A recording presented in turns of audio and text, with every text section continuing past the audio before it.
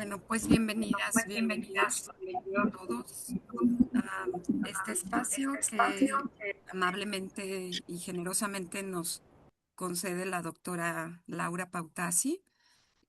Como ustedes saben, esta era una actividad que se tenía programada para que fuera presencial desde la Universidad de Guadalajara en meses pasados.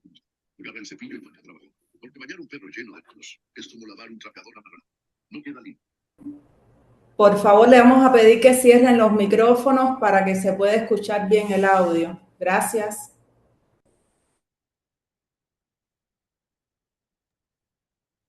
Bueno, pues damos la bienvenida. Creo que sí estaba yo siendo escuchada. Eh, sí, ¿verdad? Gracias, doctora. Bueno, un poco de contexto nada más. La doctora iba a tener este espacio presencial en la ciudad de Guadalajara, Jalisco, en México, y no pudo llevarse a cabo por eventos relacionados con la inseguridad que detuvieron absolutamente todo, incluso el espacio aéreo, y por tanto, pues no pudo ser un evento presencial como lo teníamos planeado y pensado.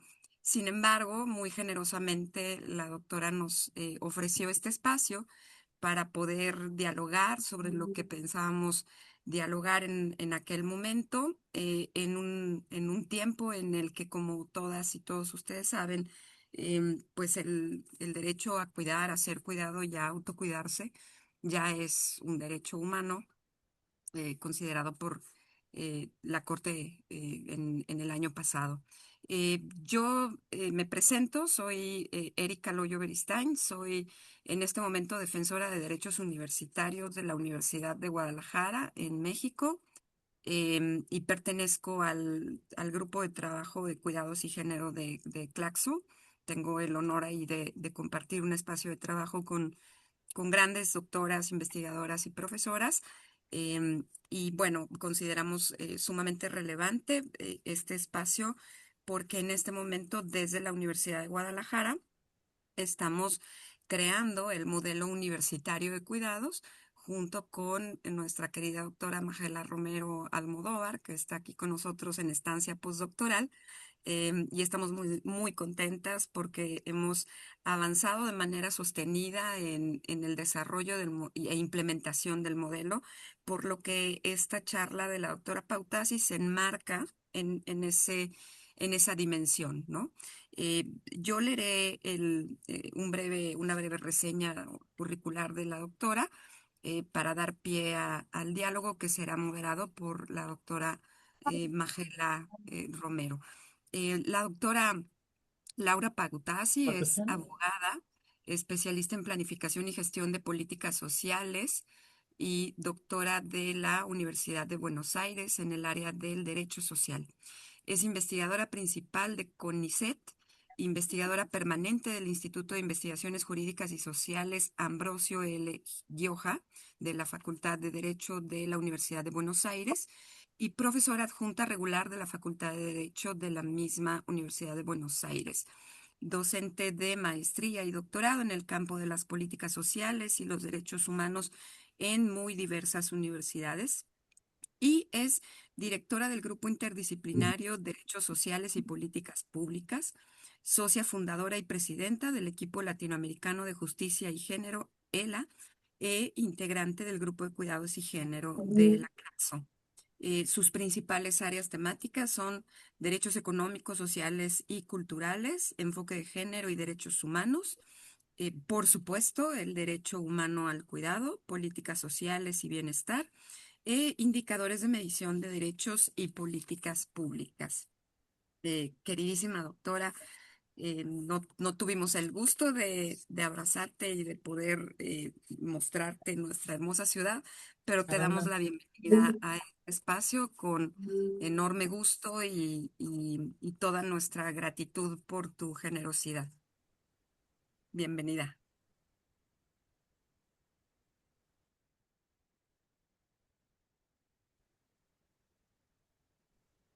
Muchísimas gracias. La verdad es un enorme privilegio y alegría y lamento profundamente no haber podido llegar personalmente a una fiesta que nos debíamos con la querida Erika Loyo y en esta línea agradezco especialmente tanto a ella como a la Defensoría de Derechos Universitarios y muy especialmente a mi querida colega, amiga, compañera Magela Romero Almodóvar, con quien, con ellas dos compartimos el grupo de cuidados y género de CLACSO, Consejo Latinoamericano de Ciencias Sociales, Hola, pero Espérame, particularmente espérame.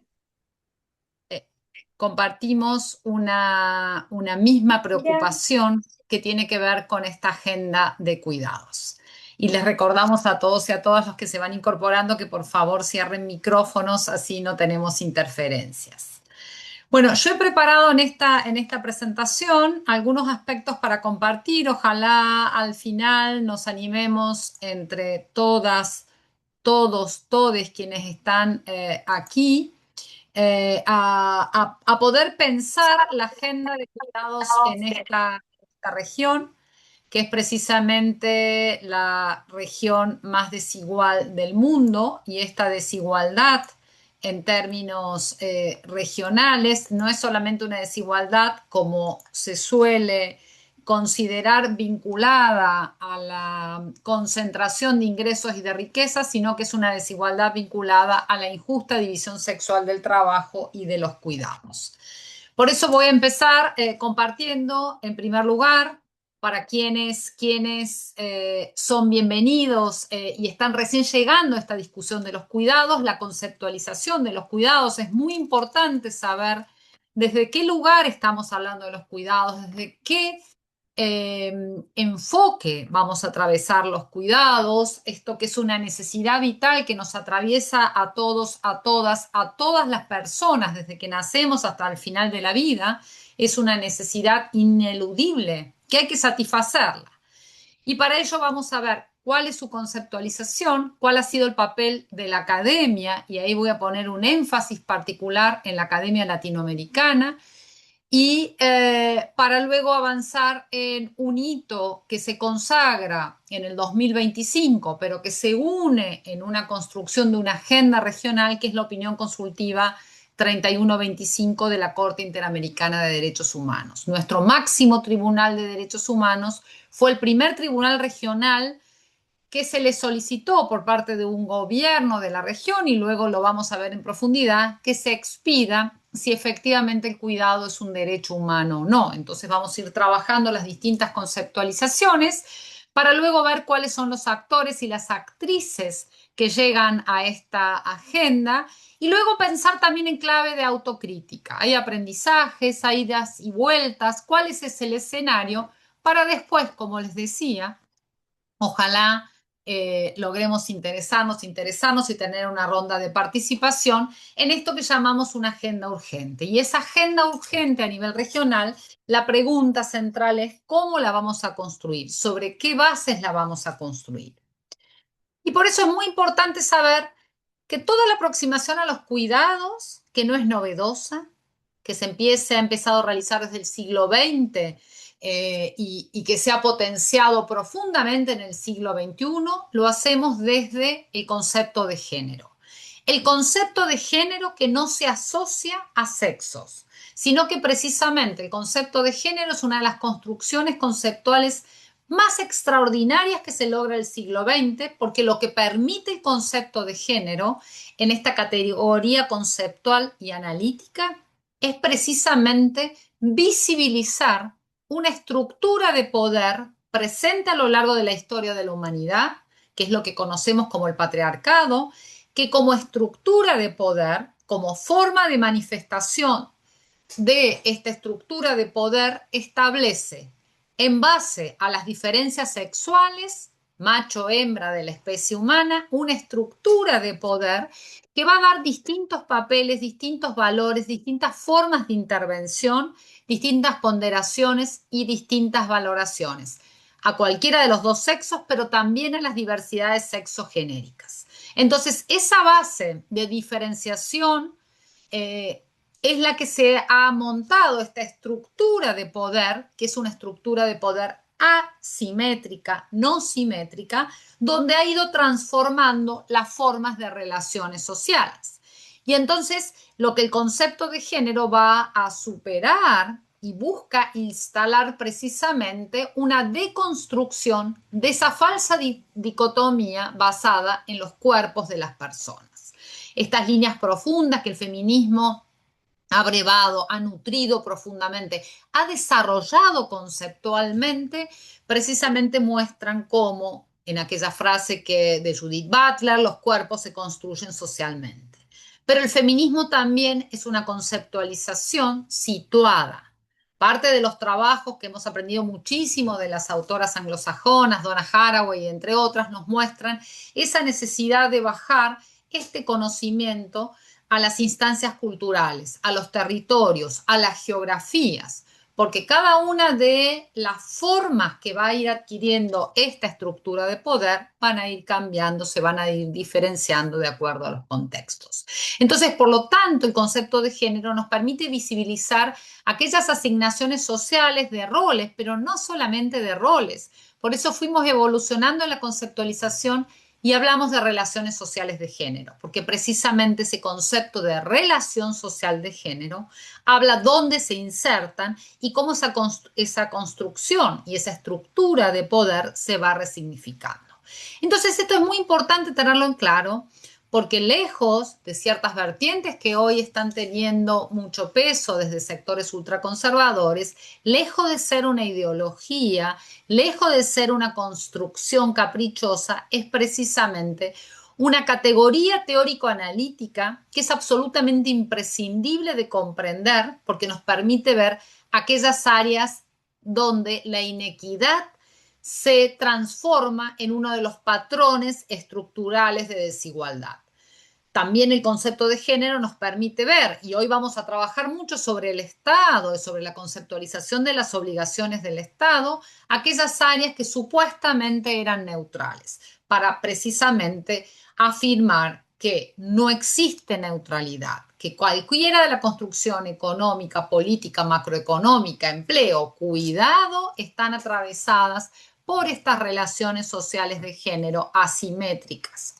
Y entonces el género como categoría analítica, y hay muchísimas conceptualizaciones, hemos echado mano a graficarlas, la idea de unos lentes violetas, de la posibilidad de ponernos unos lentes, unas gafas que nos permiten atravesar, y esa idea de concepto de género como categoría teórica analítica se fue convirtiendo en la necesidad de un enfoque.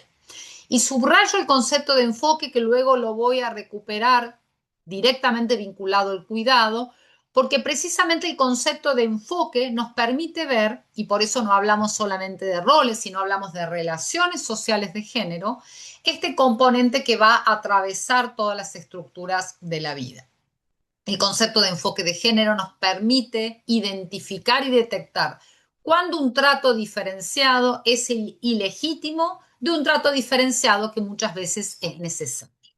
Y allí también el enfoque de género lo que ha buscado, y de allí es que se ha avanzado muy fuertemente en una producción de evidencia empírica, precisamente en analizar el impacto diferenciado que van a tener leyes, políticas públicas, economía, construcciones atravesadas por estas lógicas de relaciones significantes de poder. Y entonces claramente nos va a mostrar, y esto en el campo del derecho tiene un significado profundo. El derecho, lejos de ser neutral, está construido y atravesado por estas relaciones donde las asignaciones van a corresponder y van a tener una directa relación con esta asimetría en la asignación de distintos mandatos sociales, culturales, económicos y políticos.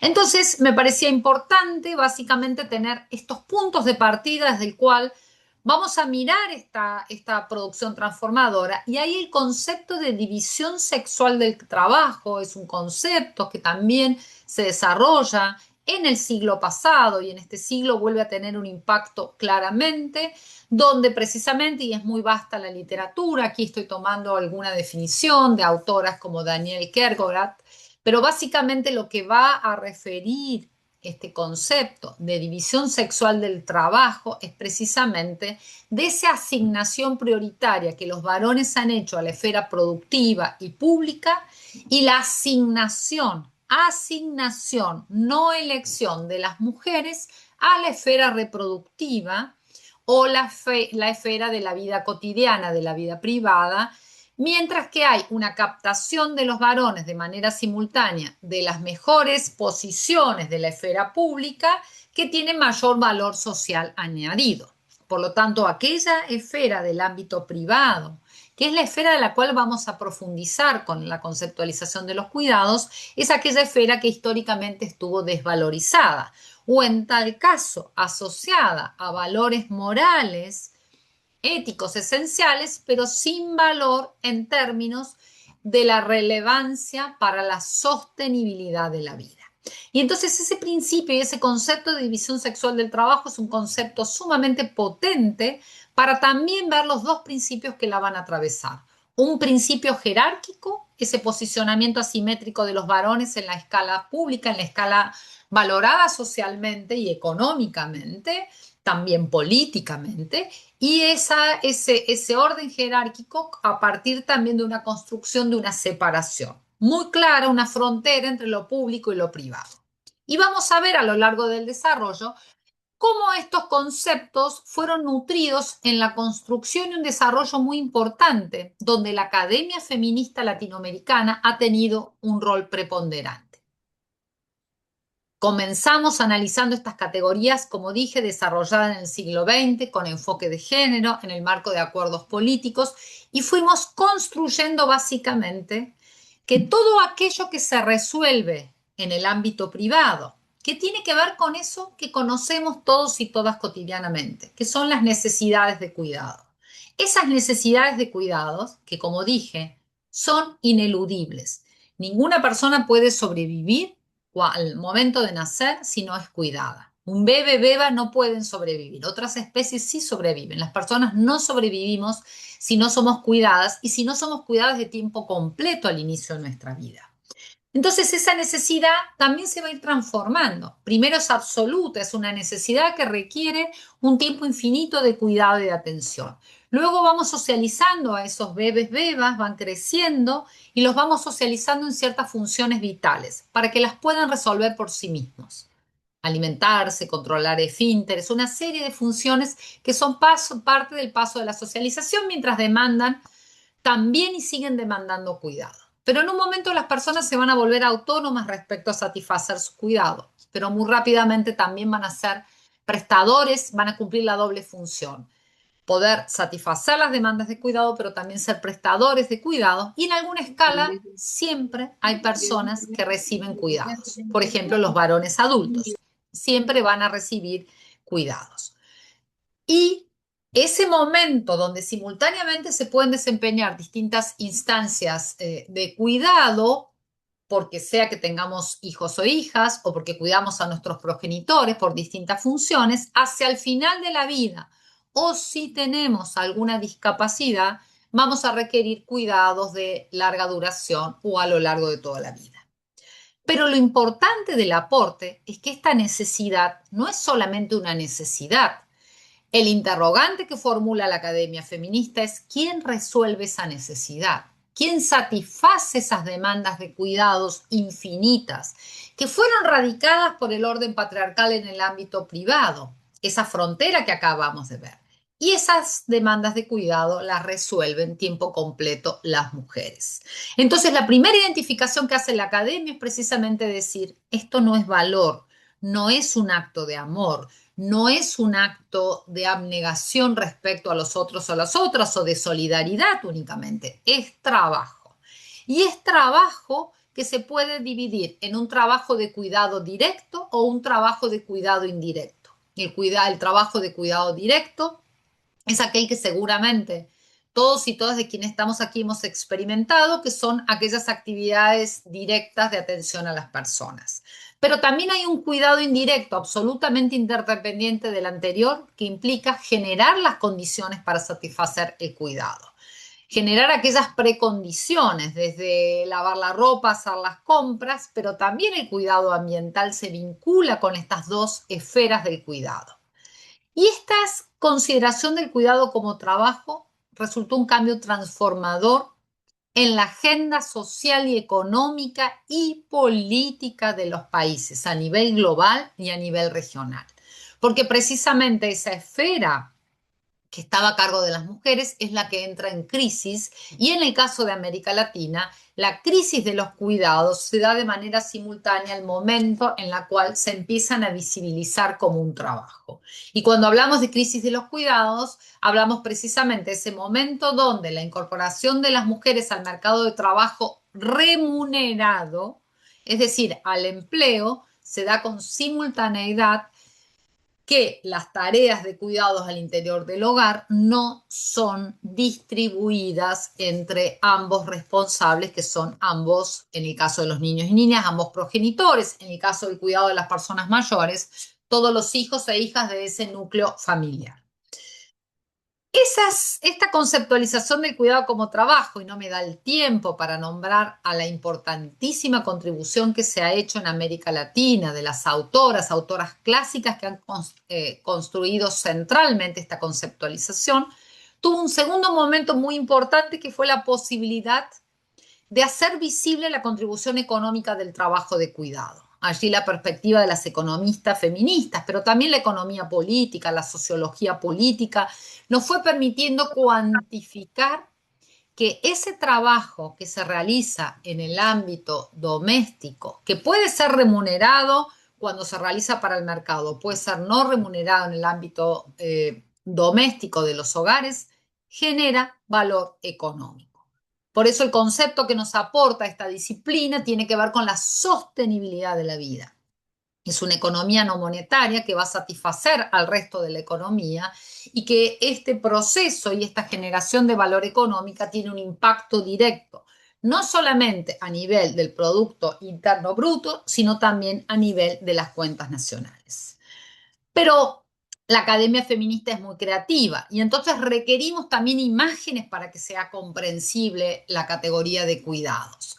Y entonces este graffiti que hemos visto y que está en todas las metrópolis, no tuve el gusto de conocer la ciudad de Guadalajara, espero pronto poder hacerlo, seguramente hay alguno de estos grafitis, que es una frase de la economista feminista italiana Silvia Federici, que la frase original de Silvia Federici es: en ausencia de salario, siempre ha aparecido el trabajo doméstico y de cuidado como si se tratase de un acto de amor. ¿Qué es lo que se tradujo en esta frase tan potente de aquello que llaman amor es trabajo no pago? Y esto ha sido una construcción interesantísima para simplificar una conceptualización desde un enfoque de género, y que la potencia de esta idea de que no es amor, sino que es trabajo no pago, generó parte de las consignas, y luego se fueron diversificando, como en la otra imagen que tenemos, de que los aportes que nos faltan se los quedó el patriarcado. Y así distintas consignas muy creativas para ser visibles. Pero también decía la producción del valor económico, y ahí el segundo gran aporte que la academia hizo fue precisamente hacer incidencia en los gobiernos de la región para generar la evidencia empírica. Allí ahí estoy poniendo el ejemplo del caso de México, donde el INEGI ya desde el inicio, ya en 1996, es donde se empieza a aplicar la Encuesta Nacional de Uso del Tiempo, la ENUT, que básicamente lo que nos ha permitido, y aquí solamente estoy poniendo algo de evidencia en México, pero ya tenemos aproximadamente 20 países que en algún momento hicieron alguna medición de uso del tiempo respecto al cuidado. Es decir, ¿cuánto tiempo insume este trabajo que se realiza en los hogares a cargo de las mujeres? La ENUT en México ha tenido, y estos son datos que están disponibles online precisamente, distintas, porque el objetivo de todas las formas de producción de evidencia empírica es precisamente la periodicidad de la información. No es tener una medición de uso del tiempo y con esto ya cerrarlo, sino precisamente para poder medir, evaluar y contrastar si efectivamente no solamente las políticas públicas están generando un efecto transformador, sino si hay un cambio cultural a nivel de la sociedad. Luego voy a volver sobre ese concepto de cambio cultural. Pero muy rápidamente para tener una aproximación en el caso concreto de México.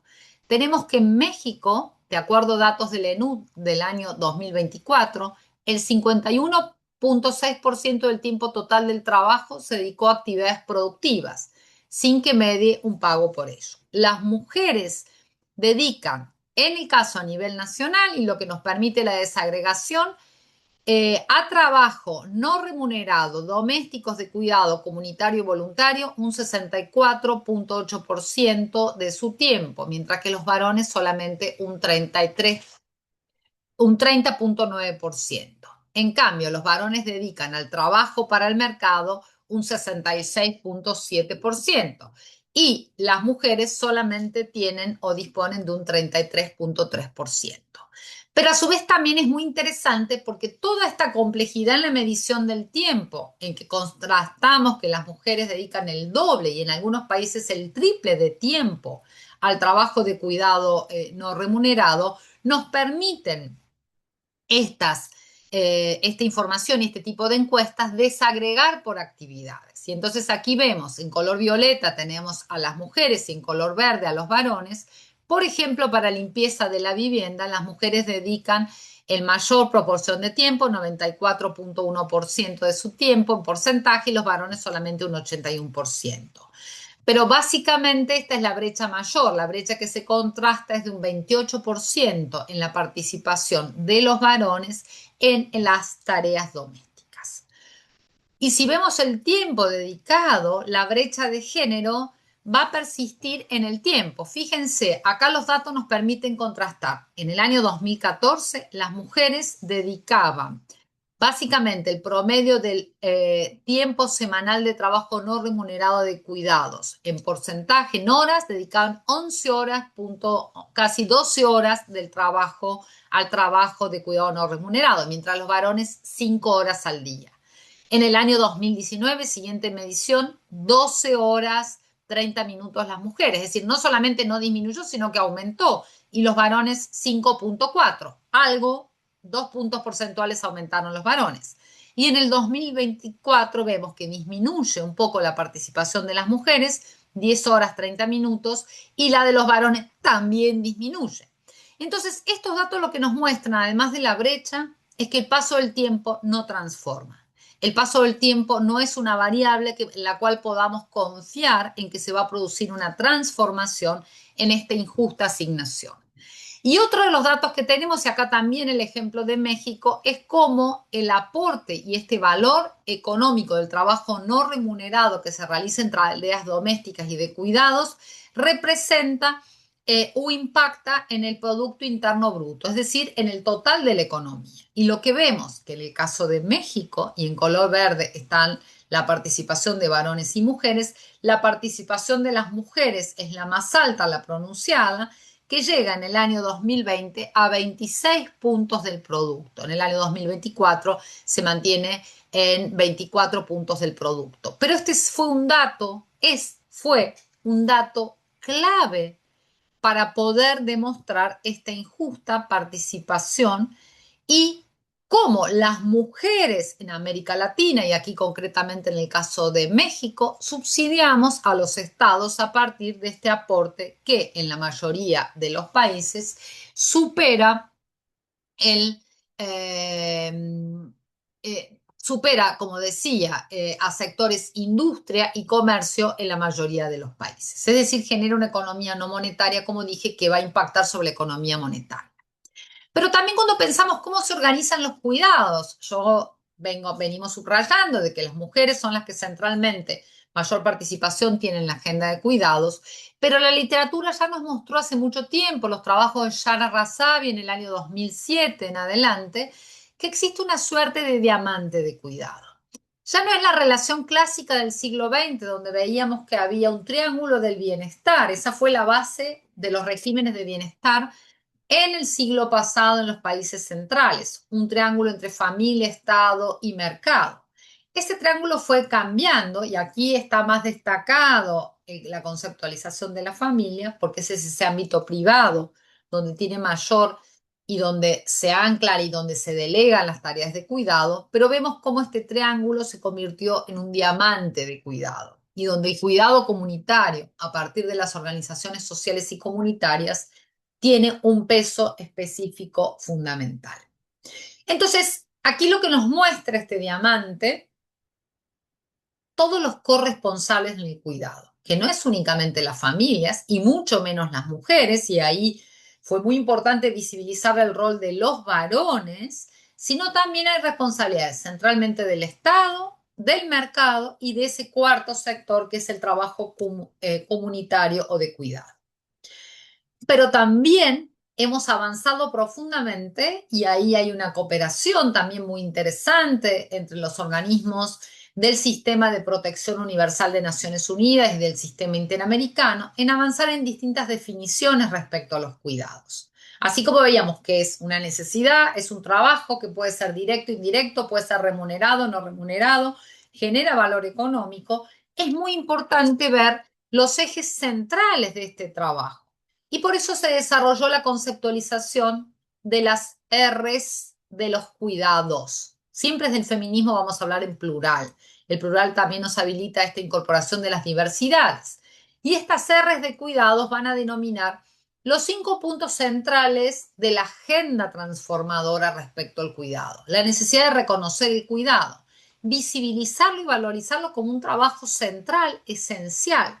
Esto que la pandemia nos mostró, ese carácter ineludible, fundamental, vital, fue un enorme proceso de visibilización de los cuidados. Nadie hoy en el mundo puede decir que no sabe lo que pasa en los hogares, pero no fue suficiente, y si pueden cerrar el micrófono, por favor, no fue suficiente ese trabajo o el hecho de esa crisis global que fue la pandemia del COVID-19 para distribuir los cuidados.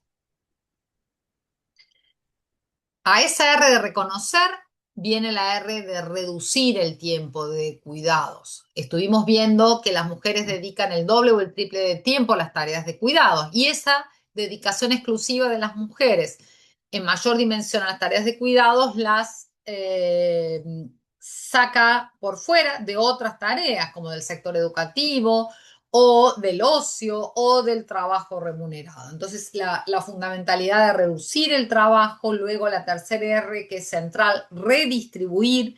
Estas 3 primeras R fueron desarrolladas por la economista y experta en procesos de desarrollo Diane Nelson, y la idea de redistribuir es precisamente los cuidados, la obligación, la responsabilidad de los cuidados son un bien público, hay que redistribuirlos entre todos y todas. Volvemos al diamante del cuidado de quienes tenemos obligaciones en los cuidados.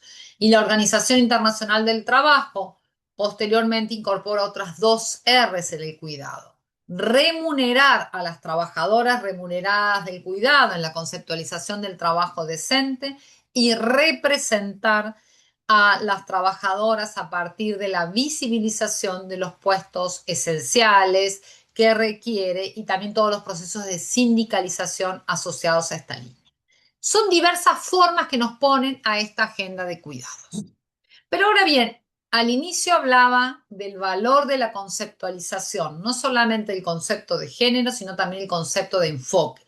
Esa idea de enfoque permitió la transversalidad conceptual, de atravesar de los lentes que decíamos, las gafas que nos permiten ese prisma transformador, y ese concepto de enfoque desarrollado por el feminismo fue tomado por el sistema de derechos humanos para desarrollar y resultó muy importante en el marco de lo que fue la Declaración del Milenio de inicio de este siglo, con una agenda inicial 2015 y luego una agenda 2030, para establecer que aquellos compromisos en el ámbito del derecho internacional de los derechos humanos son obligaciones exigibles para los estados, no son declaración de compromisos de buena voluntad. Hoy, en la crisis del multilateralismo que estamos atravesando, es muy importante volver sobre esta conceptualización y sobre la exigibilidad que corresponde respecto a los estados de estos compromisos, pero precisamente el enfoque de derechos lo que permitió centralmente es establecer una conexión de sentido, una vinculación entre esos compromisos de los pactos y tratados internacionales y las políticas públicas. ¿Y por qué fue tan importante y es tan importante? Porque permite definir estándares de cumplimiento. ¿Qué significa? No es que los estados puedan interpretar, siempre está la autonomía de la voluntad de cada estado para decidir cuál es la vía legítima para avanzar en determinadas líneas, pero esas líneas que adopten, por ejemplo, puede ser una política de libre mercado o puede ser una política intervencionista económica por parte del Estado. Cualquiera de esas dos elecciones tienen que contar con los estándares respetuosos de la base constitutiva de los derechos humanos, que es el estándar de universalidad, de contenido mínimo de los derechos. Siempre de manera ineludible los estados tienen que garantizar un núcleo mínimo de derechos, si no, no tendrían razón de ser. Los recursos disponibles, no solamente económicos, que son fundamentales, financieros, institucionales, recursos humanos, el principio de progresividad y no regresividad, que implica precisamente que se debe, no es simplemente mejorar relativamente, sino que implica una inversión sostenida y un cumplimiento para seguir avanzando hacia la satisfacción plena de los derechos. Y esa satisfacción plena, y luego lo vamos a ver respecto al derecho al cuidado, también tiene una prohibición explícita para los estados, que es la prohibición de no regresividad, no retrotraer sobre derechos adquiridos, igualdad y no discriminación, producción y acceso a la información. Hablábamos del valor de las encuestas de uso del tiempo, del valor de la cuantificación del trabajo económico. Bueno, y también se requiere un componente central en la determinación de los derechos, que es el acceso a la justicia en sentido amplio, que implica precisamente tener canales donde las personas puedan acceder a autoridades independientes en caso de incumplimiento de obligaciones por parte del Estado o de violación de derechos, que son en general nuestros poderes judiciales, que deben ser además independientes. Y finalmente, el concepto de participación social, esa necesidad activa de involucramiento de la ciudadanía en las decisiones, y el concepto de empoderamiento ciudadano. Que este concepto, en la definición de Marta Lamas respecto a la necesidad de avanzar desde un empoderamiento hacia una emancipación, porque la emancipación tiene un componente colectivo, vamos a ver cómo en términos de cuidado es central. Pero todo este andamiaje de derechos humanos también establece un mandato explícito a los derechos. Perdón, a los estados. Los estados no tienen que garantizar únicamente algunos derechos, sino que establece que no hay jerarquía de derechos, no hay un derecho que valga más que el otro, sino que además todos los derechos humanos son universales, indivisibles e interdependientes y están relacionados entre sí. Por eso el mandato hacia los estados es que garanticen tanto derechos civiles y políticos como derechos económicos, sociales y culturales. Y luego voy a recuperar estas categorías. Entonces aquí estoy y empecé a hablar fuertemente de derechos humanos, derechos. ¿Qué pasaba con los derechos? Entonces ya sabíamos que el cuidado es una necesidad. Se construyó y el feminismo construyó centralmente que el cuidado no solamente es una necesidad, sino que es un trabajo, que hay un trabajo de cuidado directo e indirecto, que además ese trabajo genera valor económico. ¿Qué pasaba a nivel regulatorio? ¿Dónde estaba establecido? Porque estamos hablando de que hay una injusta asignación del cuidado en las mujeres en el ámbito de las relaciones interpersonales y cómo reaccionó a esto la normativa, el derecho. Bueno, ahí empezamos a hacer rastreos y nos sirvió muchísimo esta metodología del enfoque de derechos humanos para establecer el puente, esas obligaciones que los estados tienen en los pactos y tratados internacionales y cómo responden en su normativa, en sus leyes, en sus programas de gobierno, en sus políticas específicas. Y lo que encontramos en nuestras investigaciones es que el primer ámbito de regulación del cuidado fue el derecho civil y de las familias. Y ahí claramente se establecían estas obligaciones, que son de ambos progenitores, madre y padre, pero que estaban Por eso concentrados. te digo, es que no trae, es que no Los trae, por eso es códigos, lo que es por bien favor, los sencillo que tienen. micrófonos, Es bien sencillo que se enganchen, es bien sencillo por favor, los de que micrófonos. no era divertida. Pedimos a Jael que cierre su micrófono, por favor. Gracias. Perdón. Gracias. En el campo del derecho civil, decía, estuvo regulado siempre el cuidado. Son códigos civiles y de familias. Familias es la denominación más actual, que se establecen a fines del siglo XIX, principio del siglo XX, de acuerdo a los países, pero en general con profundos sesgos de género, porque muchos de los códigos civiles partían de una autonomía, de la conceptualización de una autonomía relativa de las mujeres. Las mujeres requerían cierta autorización para determinados actos, actos de disposición, por ejemplo, permiso para trabajar remuneradamente. Ese permiso debía ser concedido por el cónyuge o por el progenitor. Permiso para disponer de actos patrimoniales, porque hay una conceptualización de la autonomía relativa de las mujeres, y todas las responsabilidades de cuidados asignados en las mujeres. Si bien no se las llamaba cuidados, se hablaba de relaciones paterno-filiales, siempre con ese concepto del pater familia que viene del derecho romano, absolutamente atravesado por un sesgo de género. Los varones no solamente tenían la autoridad sobre la decisión de los actos respecto a esos niños, niñas, adolescentes, que previo a la Convención de Derechos del Niño no eran considerados con pleno ejercicio de derechos, sino se los consideraban como sujetos de tutela. La Convención de Derechos del Niño hace ese gran cambio de paradigma, que los niños y niñas pasan a ser sujetos titulares de derechos. Pero en tal caso, la asignación, ese concepto del pater familia también asociaba a una presencia de los varones respecto a actos de disposición. Entonces ahí teníamos regulaciones, no se llamaba cuidados, y con profundos sesgos de género y con una falta de reconocimiento de la autonomía plena de las mujeres. Luego esto se va corrigiendo y se van reformando, todavía no en todos los países de América Latina y el Caribe. Luego el derecho tributario, donde precisamente algunas herramientas vinculadas al cuidado se utilizan. Y el otro gran ámbito de regulación del cuidado fue el derecho al trabajo remunerado. Lo tenemos que diferenciar de ese trabajo de cuidado no remunerado, donde en general el trabajo y las regulaciones del derecho del trabajo precisamente tenían que ver con ciertas normas protectorias, nuevamente protectorias, y el presupuesto era una suerte de trabajador ideal, varón, blanco, heterosexual, donde centralmente las pocas regulaciones que había, que regulaban el tiempo para cuidar a partir de los esquemas de licencias, el dinero para cuidar, que tiene que ver con las transferencias necesarias de esa expansión de un núcleo familiar, o la infraestructura de cuidado, los espacios de cuidados, que básicamente las leyes laborales establecen la obligatoriedad de espacios de cuidados para niños, niñas, adolescentes. No hay en las leyes laborales disposiciones respecto al cuidado de personas con discapacidad o de personas mayores.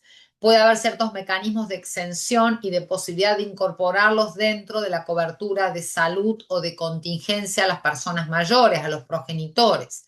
Pero no hay un esquema establecido, centralmente el esquema establecido es para niños, niñas, adolescentes, pero todo el tiempo el sesgo de género era que los mecanismos protectorios, eso que se llama la conciliación trabajo-familia, se hacían presuponiendo que las únicas que teníamos dificultades para trabajar remuneradamente y cuidar somos las mujeres, porque los varones siempre tenían una esposa que se hacía cargo del cuidado. Luego la protección social y los distintos programas, en el caso de México, el programa Oportunidades, en el caso de Argentina, la asignación universal por hijo, distintos programas de transferencia que se consolidan como una matriz de protección social en este siglo XXI en América Latina, empiezan a incorporar el cuidado, pero el cuidado vinculado a una condicionalidad. Entonces ahí la figura de las mujeres se transforman en madres que son las que les da prioridad para el ingreso a las transferencias y a los programas de transferencia condicionada, y en muchos casos este cuidado que implica que la condicionalidad asociada a la recepción de esa transferencia se vincula con la regularidad educativa de niños, niñas y adolescentes, o la asistencia y los controles sanitarios, establecen mecanismos de suerte punitivos. La asignación universal por hijo para la protección social en Argentina, por ejemplo, cada mes va a retener el 20% del monto de la transferencia hasta que una vez al año la madre, que es quien entra dentro del sistema de protección social, ya no es la mujer autónoma, sino en su condición de madre, presente las certificaciones de cuidado, perdón, del sistema educativo y de salud para recibir ese porcentaje que se le retuvo todos los años. Entonces allí también tenemos cierta avance a lo que era la relación asalariada formal con el esquema de protección de derecho al trabajo en la relación asalariada formal y una amplitud vía protección social. Entonces, lo que vamos determinando hasta aquí en esta revisión que hicimos es que había ciertos reconocimientos respecto a el derecho al cuidado de algunas personas definidas por la ley. Los niños, niñas, adolescentes a partir de esta protección, con sesgos de género, no universal, pero con sesgos de género, en las leyes civiles y de familias, y también con ciertos componentes en derecho al trabajo y en la protección social. Personas mayores, personas con discapacidad. Luego los países, en la medida que van incorporando y van regulando la posibilidad de matrimonios igualitarios, o en el caso de Argentina, la ley de identidad de género, van reconociendo a partir de las identidades sexogenéricas diversas, los distintos sujetos, y se va ampliando esos sujetos de derechos para el cuidado. Y también están reconocidos en algunos ordenamientos las personas usuarias de salud mental o con afectaciones de salud mental. Pero lo que determinamos que había un profundo núcleo importante de personas que quedan invisibilizadas en el cuidado, que quedan por fuera de la normativa, sin ningún tipo de protección, sin ningún tipo de transferencia y sin ningún tipo de regulación, que tenía que ver con las trabajadoras remuneradas del cuidado.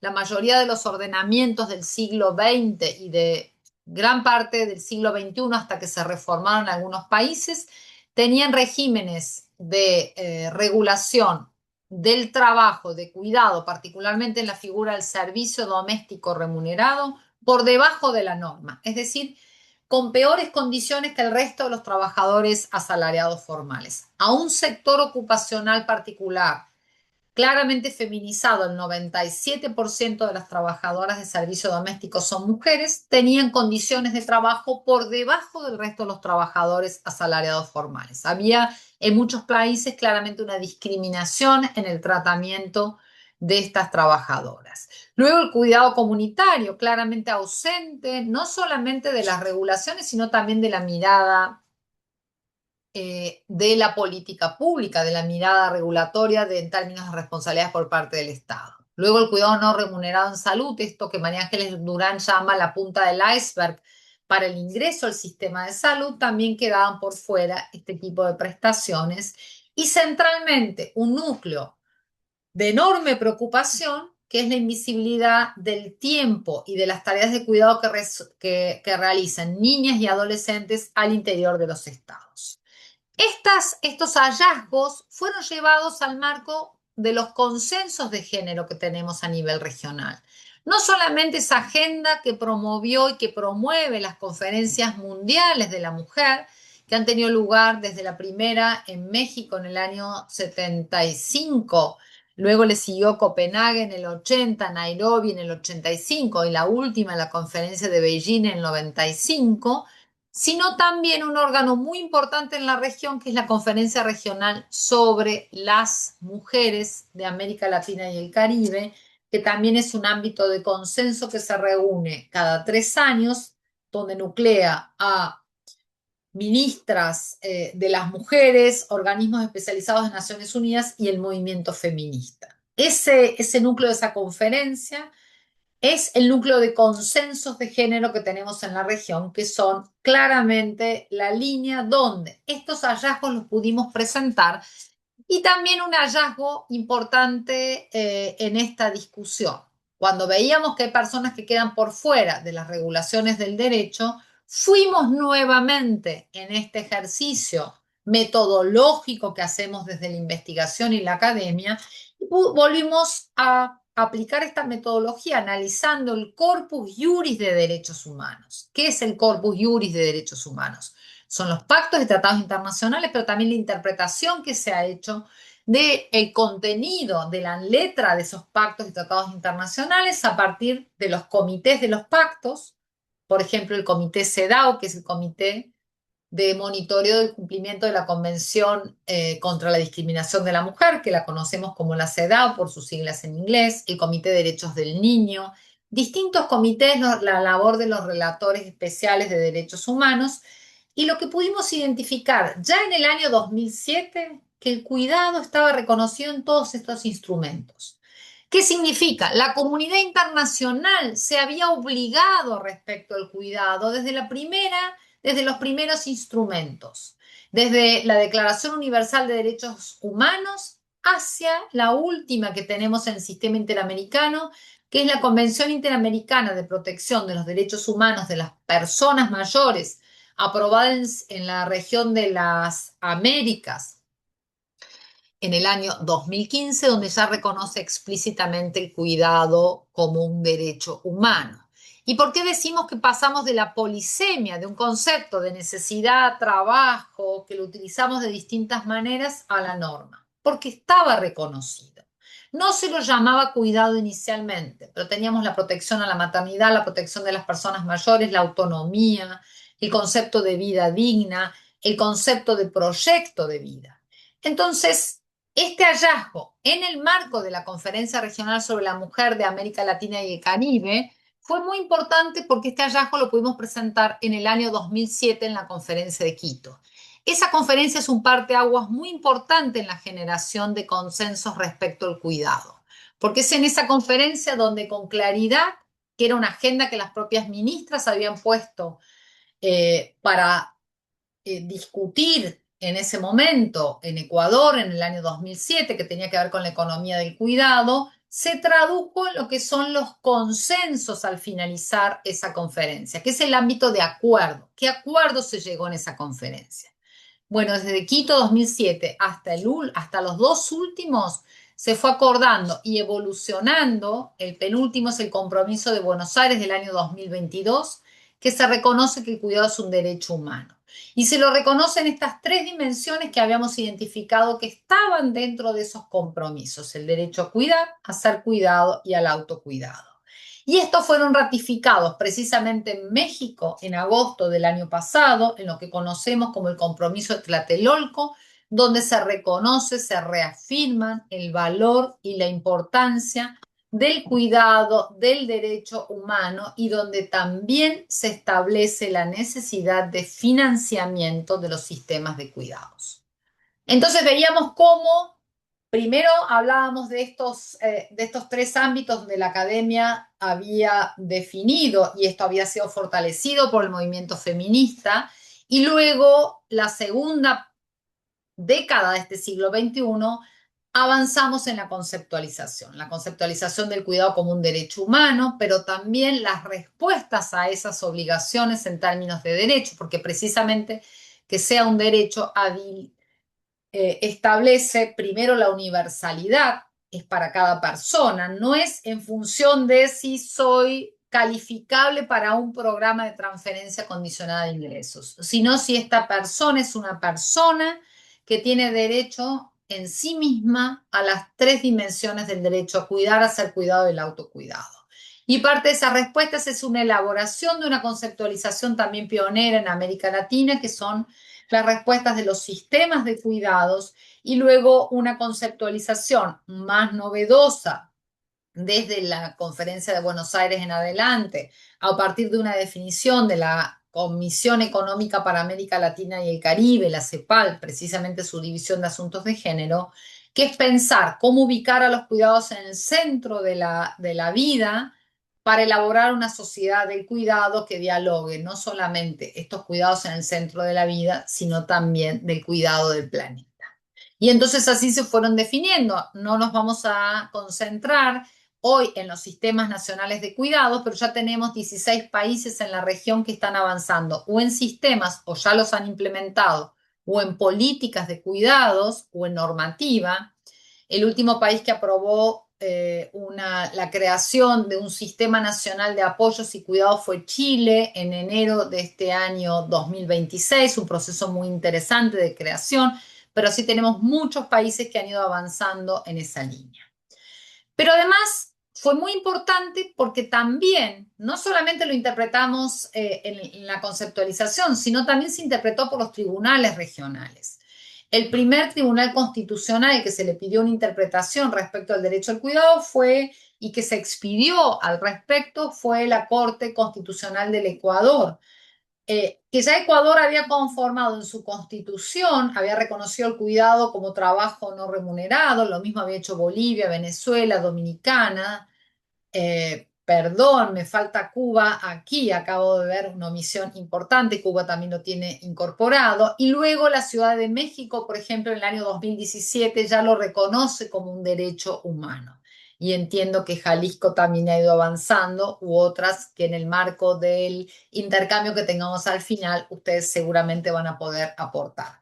Pero como decía, el Tribunal Constitucional de Ecuador en el año 2020 ya reconoció el cuidado como un derecho humano en estas tres dimensiones, la Corte Suprema de México en el año 2023, la Corte Constitucional de Colombia tiene también numerosos fallos que avanzan en esta determinación. ¿Y eso qué significa? Bueno, que hay específicamente el reconocimiento de este derecho y una aplicabilidad en relación a los casos sometidos a análisis. A nivel regional, en el año 2022, la Comisión Interamericana de Mujeres aprueba la Ley Modelo Interamericana de Cuidados y también hay avances importantes a nivel de Naciones Unidas. En el 2023 se consagra el 29 de octubre como el Día Internacional de los Cuidados y Apoyos. Entonces, lo que vemos en esta evolución muy rápida que he hecho y sin duda muy incompleta, y pido disculpas precisamente porque no se puede poner toda esa enorme producción que hay en América Latina, tanto conceptual, académica, empírica, como de políticas públicas. Y hoy ya también podemos decir a nivel de la jurisprudencia y disposiciones normativas, es que fueron confluyendo nuevos actores y actrices de la mano también de nuevas demandas. Ya el cuidado no es una preocupación únicamente de las feministas, no somos las únicas que estamos preocupadas en el movimiento de mujeres, somos de las principales promotoras y quienes hemos llevado esta agenda. América Latina fue construyendo un proceso de abajo hacia arriba, como fui mencionando, porque precisamente la injusticia y la desigual distribución del cuidado nos afecta a nosotras. Pero también empiezan a articularse organizaciones de derechos humanos, activistas, el movimiento sindical empieza a ingresar en esta agenda, organizaciones de las diversidades sexogenéricas, los transfeminismos empiezan a incorporarse, y las organizaciones de personas con discapacidad, de personas mayores, de infancias, entra el cuidado del ambiente, el cuidado interespecie, es decir, se va nutriendo esta agenda, se van avanzando, y allí hay un nuevo hito que se produce en la región, eh, que lo he llamado la gran transformación, porque precisamente se ingresa y hay un pedido concreto en enero del año 2023 por el entonces Ministerio de Mujeres, Géneros y Diversidad de la República Argentina, que fue cerrado por la actual gestión en el año, a fines de diciembre del año 2023, y hoy Argentina no cuenta con una representación de género, no solamente a nivel interno, sino a nivel internacional, y ese es este ministerio que eleva una solicitud de opinión consultiva al máximo tribunal regional, que es la Corte Interamericana de Derechos Humanos, donde le ofrece 4 núcleos de preguntas centrales, luego me voy a tener muy rápidamente, y donde le solicita a la Corte que interprete si el derecho al cuidado efectivamente es un derecho autónomo. ¿Eso qué significa? Es un derecho en sí mismo, vinculado al artículo 26 de la Convención Americana sobre Derechos Humanos, que es sacando. Sí, no, está más entonces serotonina, te quita el estrés. Le ¿Pueden pedimos, cerrar el micrófono, por favor? sí, gracias. que es la convención sobre la cual tiene posibilidad interpretativa la Corte Interamericana, también la vinculación del cuidado con el principio de igualdad y no discriminación, los cuidados y el derecho a la vida y la interdependencia del cuidado con otros derechos económicos, sociales y culturales. Estas solicitudes que puede hacer un gobierno.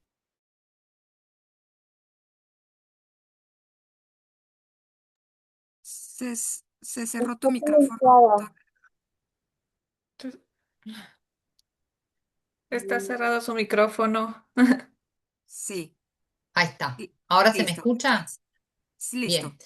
Bien. Ahí la Corte Interamericana le da admisibilidad y llama a un proceso que ha sido muy interesante, por eso digo que ahí es donde se constata que se suman estos nuevos actores y actrices en la región, donde la Corte abre el proceso consultivo y dice todos quienes quieran acercar argumentos a este proceso pueden hacerlo. Eso es lo que se llama una figura de las amigas o los amigos del tribunal, son los amicus curiae, y ahí se produce un proceso interesantísimo. Hay 129 amicus curiae, de los cuales 50 son presentados por organizaciones sociales y comunitarias, 34 por organizaciones académicas. Eso es un cambio transformador. Es la segunda opinión consultiva que tuvo mayor flujo de amicus a nivel de respuestas del sistema interamericano. Es decir, lo que se mostró aquí fue un interés de toda la región por discutir la condición de derecho humano al cuidado. Luego la Corte llamó en marzo del 2014 a audiencias. ¿Eso qué significa? La Corte dispuso 3 días, los 7 juezas y jueces que integran la Corte Interamericana escucharon a más de 70 delegaciones que se presentaron ante la Corte. Hubo hasta vicepresidentas de Estado, como el caso de Francia Márquez, y eso fue todo un proceso también muy importante porque la Corte no financia esa posibilidad de que se acerquen a la sede, eran presenciales las audiencias a la sede de Costa Rica, sino que hubo un interés genuino de la región defendiendo esta agenda.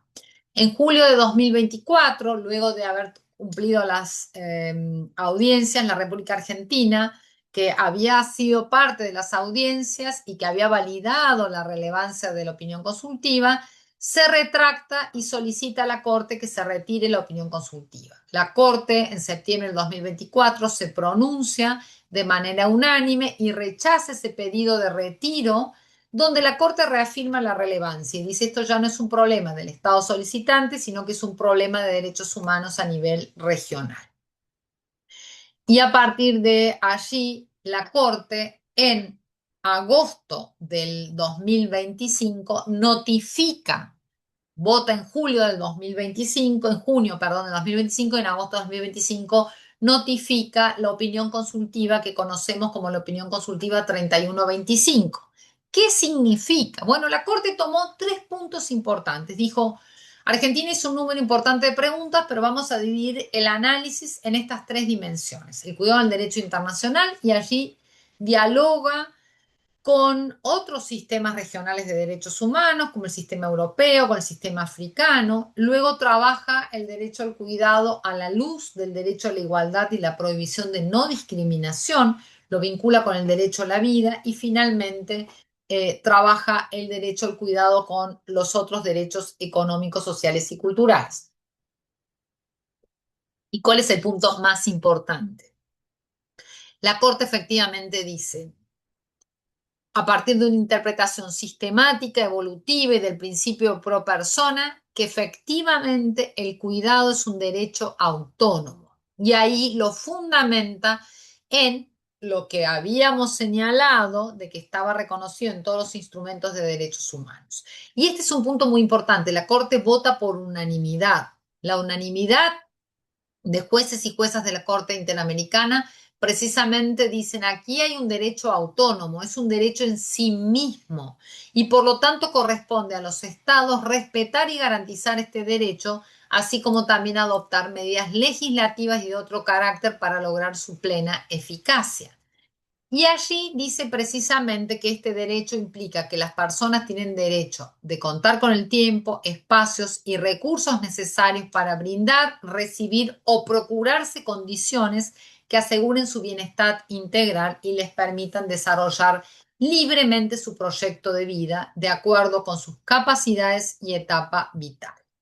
Entonces, lo que la Corte va a hacer va a decir, existe un derecho a cuidar, a ser cuidado del autocuidado, pero también lo vincula con el principio de autonomía y con el principio que la literatura había desarrollado de corresponsabilidad social y familiar. La Corte inclusive va más allá y dice, aquí hay una humanidad común y en esa humanidad común tenemos una interdependencia, los distintos integrantes de la sociedad. Por lo tanto, nos requiere un principio solidario y ese principio solidario es rector en materia de cuidados.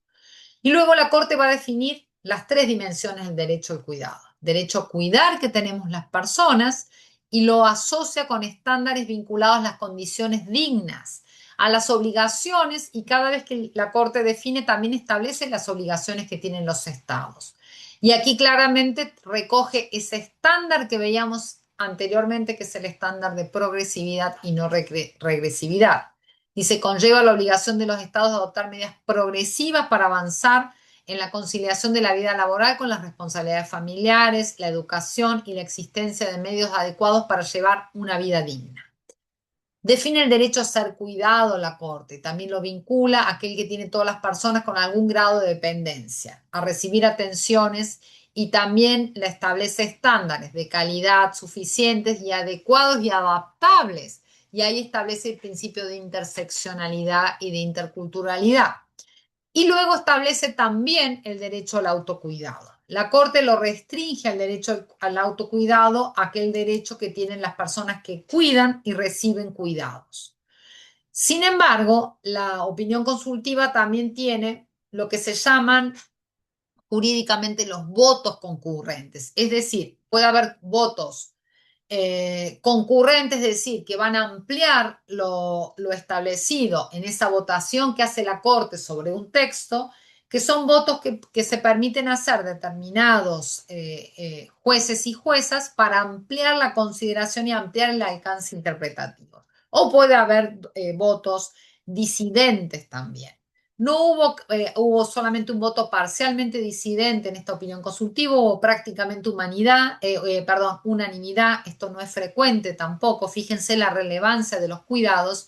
Y es muy interesante el voto concurrente del juez, hoy ya no, ya cumplió su mandato, pero es el juez Eduardo Ferrer MacGregor, donde él avanza, y es importante que quienes visiten la opinión consultiva lean también este voto concurrente, donde dice el derecho al autocuidado es central, porque precisamente no se puede limitar el derecho al cuidado a brindar y a recibir cuidados, sino que básicamente lo que se requiere es esa centralidad del derecho al cuidado, porque si lo limitamos, precisamente no vamos a reconocer que ese derecho a autocuidado a todas las personas y también la importancia que tiene este derecho. Y de hecho reafirma la Corte y reafirma este voto concurrente del doctor Ferrer MacGregor que lo que también habíamos sostenido desde la academia no es un nuevo derecho, es un derecho que estuvo invisibilizado. El doctor Ferrer MacGregor habla que era un derecho innominado o perdido y que este pedido de opinión consultiva precisamente echa luz sobre esta necesidad y sobre esta dimensión central, no solamente para la sostenibilidad de la vida, sino para las políticas de desarrollo, para la eficiencia del Estado, para la política, para los distintos ámbitos que hemos avanzado. Las distintas instancias y estos principios rectores, como dijimos, es básico, ineludible, universal.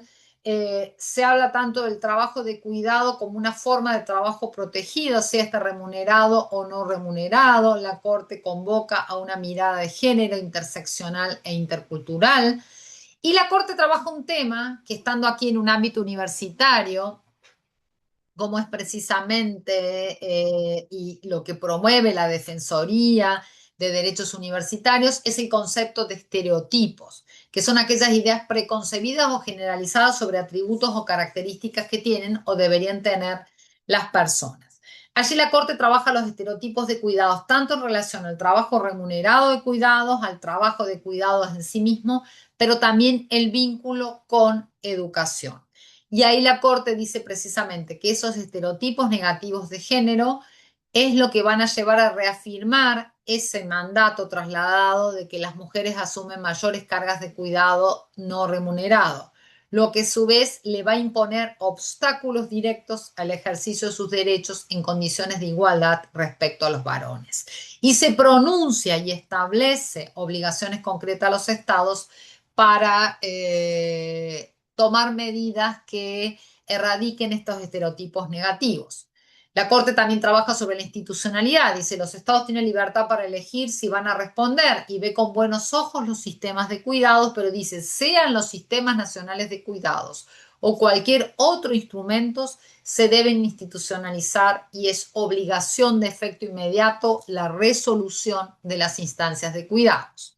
La Corte también establece el carácter vinculante de la opinión consultiva, 3125, de la misma manera que estableció el carácter vinculante de la opinión consultiva 3225 respecto al cambio climático. Y entonces dice, esto hay una obligación directa, basada en el principio de convencionalidad de los estados, de establecer este cumplimiento de los derechos. Y para ir finalizando, la Corte establece una interdependencia importantísima, básicamente con 4 núcleos de derechos. ¿Esto qué significa? Que no todo es cuidados, y esto lo venimos sosteniendo, con Magela hemos tenido muy lindos intercambios en esa dirección. No todo es cuidados, entonces es necesario precisar las responsabilidades de cada uno de los sectores, porque ahí empezamos a tener fronteras más difusas. Entonces la Corte trabaja la vinculación del derecho al cuidado con el derecho a la salud, centralmente, el derecho a la educación, el derecho al trabajo remunerado y a la seguridad social. Y con respecto a la seguridad social, es bien interesante que la Corte avanza sobre una ruptura de lo que era el vínculo contributivo y no contributivo. Les invito a leer, a apropiarnos de la opinión consultiva 3125, es muy rica. Y aquí, para ir precalentando el debate e ir finalizando, se los prometo, respecto a qué aprendizajes hicimos de este proceso. Esto ha sido un proceso de abajo hacia arriba, muy interesante, muy importante. Fue la Academia Feminista en alianza con el movimiento feminista. Muchas de quienes integramos la academia somos militantes feministas desde el inicio de los tiempos. Y esto también fue una alianza estratégica con organismos especializados del sistema de Naciones Unidas, sea la División de Asuntos de Género, la CEPAL, ONU Mujeres, OIT, pero también con muchos gobiernos de la región. Ha habido un diálogo permanente, idas y vueltas, y eso nos permitió precisamente poner una mirada, ver también aquellos ámbitos donde todavía falta mayor énfasis, esa mirada persistente racializada, sobre todo sobre el trabajo de cuidado remunerado, la necesidad de una mirada intercultural e interseccional todavía más profunda. Hay países que están debatiendo muy fuertemente, este es el caso de México, sobre esa mirada intercultural, la necesidad de la institucionalización, y este es un dato importante y transversalidad. Las instancias hoy, esas 16 que decía que están, sea políticas o sistemas de cuidados, no han surgido en la institucionalidad de género necesariamente. Algunas sí, otras no están de la mano de los ministerios de las mujeres, sino han surgido en el ámbito de los ministerios de desarrollo social, que da cuenta de esta transversalidad en la agenda de cuidados. Pero hay un punto importante que sobre todo nos falta muchísimo avanzar, que es en el cambio cultural. Tronto llama, y ahí centralmente la mirada puesta sobre los varones, Joan Tronto habla de una irresponsabilidad privilegiada que utilizan los varones. En mi caso lo llamo la moratoria social. Siempre están disculpados los varones, siempre son vistos como, bueno, pero han avanzado, están haciendo mucho más, ayudan más, y no se ve el componente de obligatoriedad. Pero además también las mujeres les cuesta muchísimo avanzar en esa delegación de las responsabilidades de cuidados, en pensar que hay otras estructuras de poder muy importantes para también asumir y hacerse y poder disputar otras esferas de poder que no sean las esferas de poder del cuidado. También autoras como Nieves Rico nos invitan a pensar de lo que ella llama aquellos esfuerzos frustrados, porque hay países, yo mostré los avances, pero hay países como el caso de Argentina, que avanzó sobre la definición de un sistema nacional de cuidados, sobre un proyecto de ley. Ese proyecto de ley fue presentado en la Cámara de Diputados y no tuvo tratamiento parlamentario. De hecho, perdió estado parlamentario y hoy lo que tenemos en la actualidad son un retroceso enorme en esa agenda de cuidados. Y Rico también habla de la iniciativa del proceso constituyente en Chile, que fue un avance interesantísimo, una convención constituyente con enfoque de género, un artículo específico de cuidados y luego los plebiscitos de salida para lo que iba a ser la aprobación de esa convención constituyente, mostraron un retroceso enorme porque la ciudadanía no aprobó ese texto constitucional. Entonces, la invitación de Rico es precisamente para que pensemos sobre eso, trabajemos sobre esos esfuerzos frustrados. ¿Qué pasó en la agenda? ¿Cómo vamos a construir? Hoy hay un ámbito local muy fuertemente, es una invitación también en el estado de Jalisco para ir trabajando estas agendas. Jalisco tiene una agenda también importante que ha ido avanzando. Bueno, pensemos también en la clave de idas y vueltas, de aprendizajes, para poder potenciar los resultados. Ahí hay un actor que también aparece ausente, no son solamente los varones, el sector privado, qué compromisos está llevando, el movimiento sindical, cómo está instalando la agenda. Y cuando hablamos de movimiento sindical, no hablamos únicamente de los sindicatos de trabajadoras de cuidados, sino todo el movimiento sindical en sí mismo, cuando esto es una demanda concreta. Y en el caso de las universidades, es muy importante, Rico y Muñoz hablan de unas universidades cuidadoras a partir de una cultura universitaria cuidadora.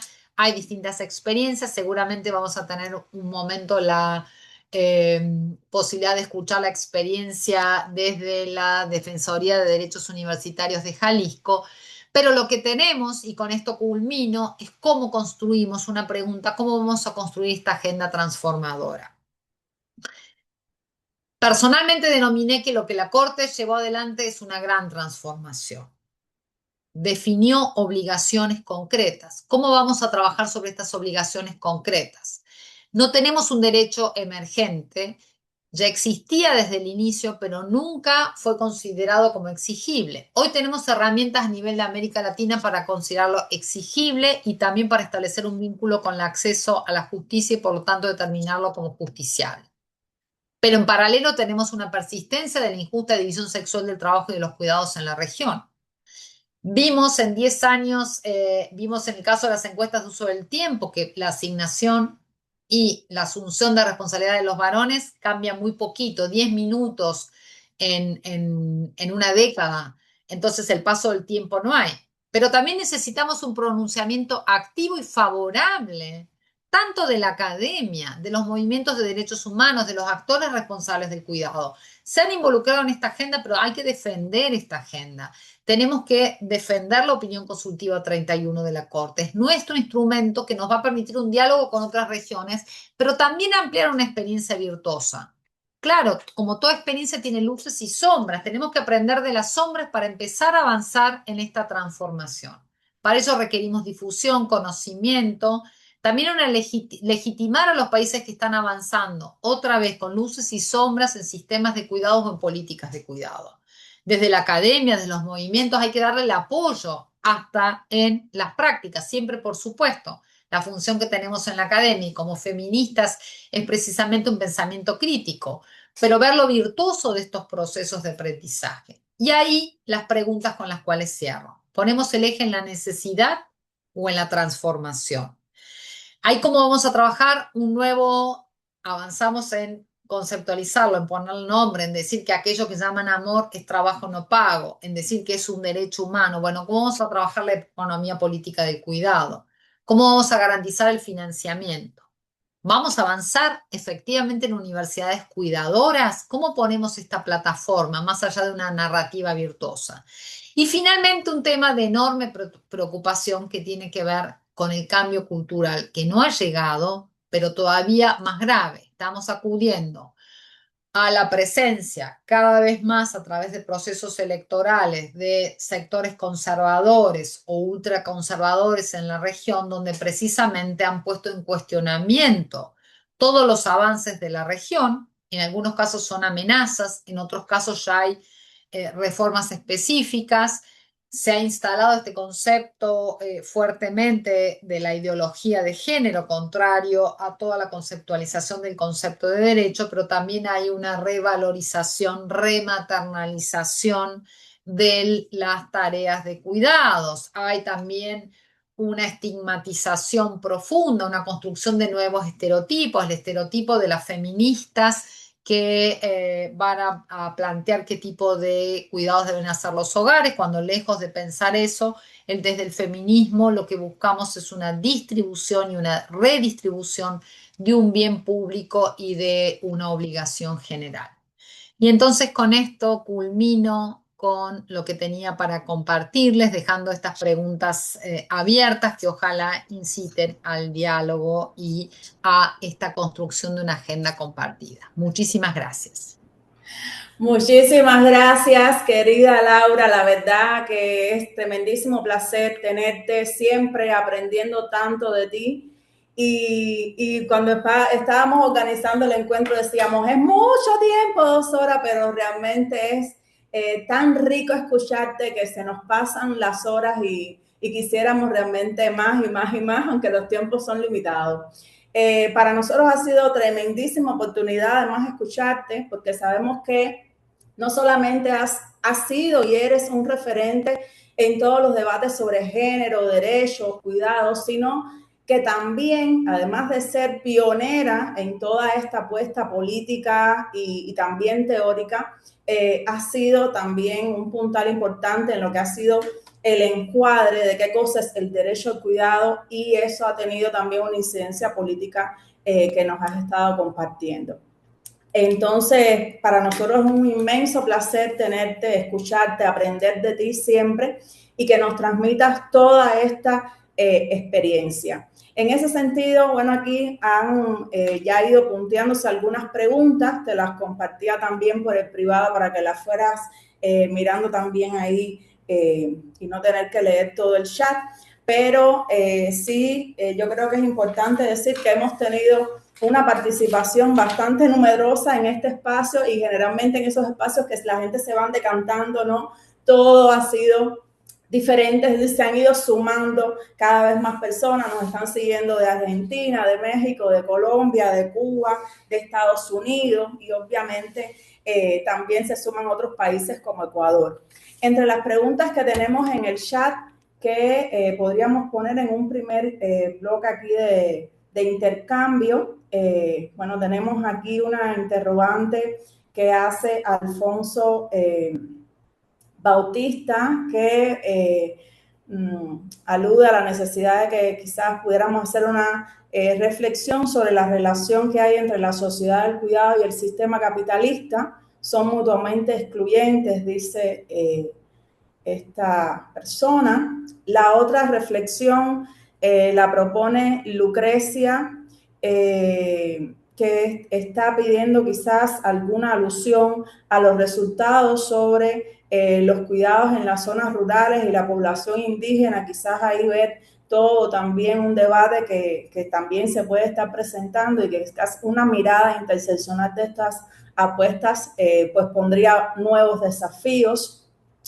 Otra pregunta que nos hace Denise Stelli es si entendemos que el cuidado es un derecho humano, sobre todo hacer cuidados, en relación a los actores y actrices, ¿se puede hablar de las docentes y los docentes como personas cuidadoras desde una ética del cuidado?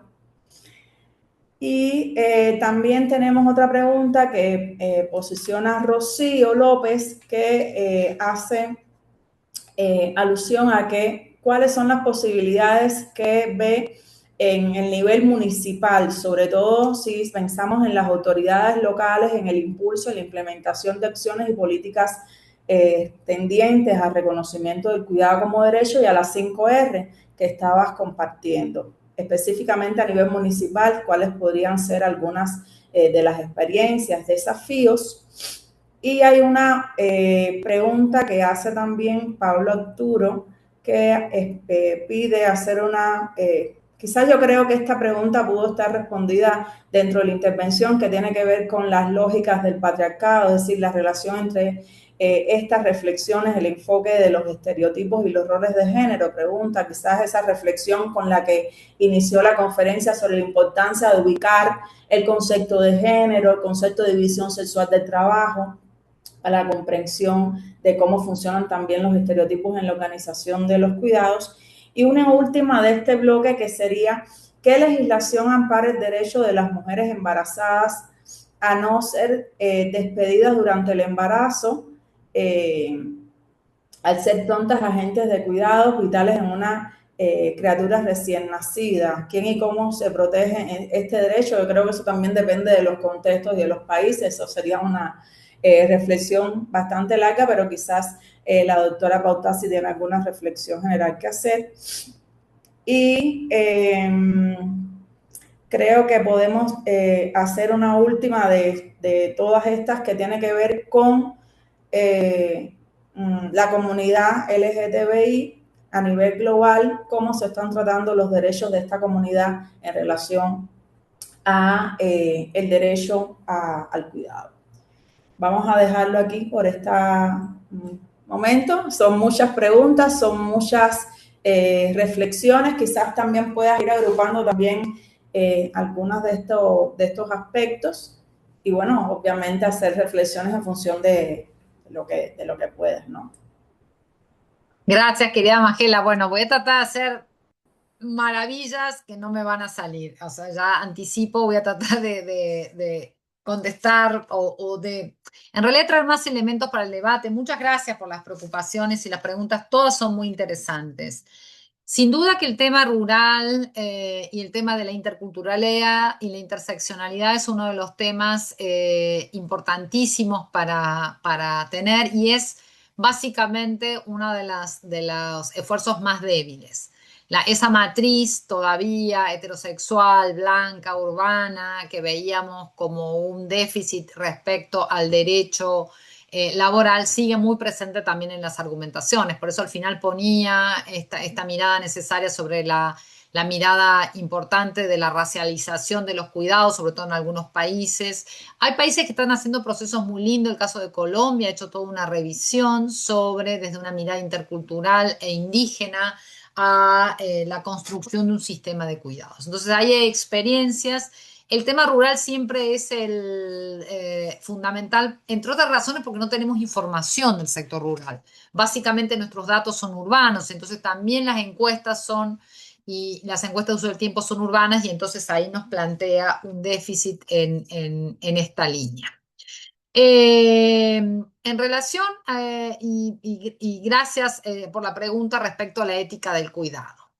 El concepto de derecho humano va a contrapelo de la ética del cuidado. No quiere decir de que no existe una ética. ¿Por qué digo a contrapelo? Porque inicialmente ese concepto de ética del cuidado fue un concepto que elabora una psicóloga funcionalista norteamericana, Carol Gilligan, que tuvo muchísima difusión en América Latina, donde habla de ella de alguna manera en su desarrollo, busca hablar de un componente valorativo central, de una idea de abnegación y de resolución que hacen las mujeres sobre el cuidado, y establece ese concepto de ética.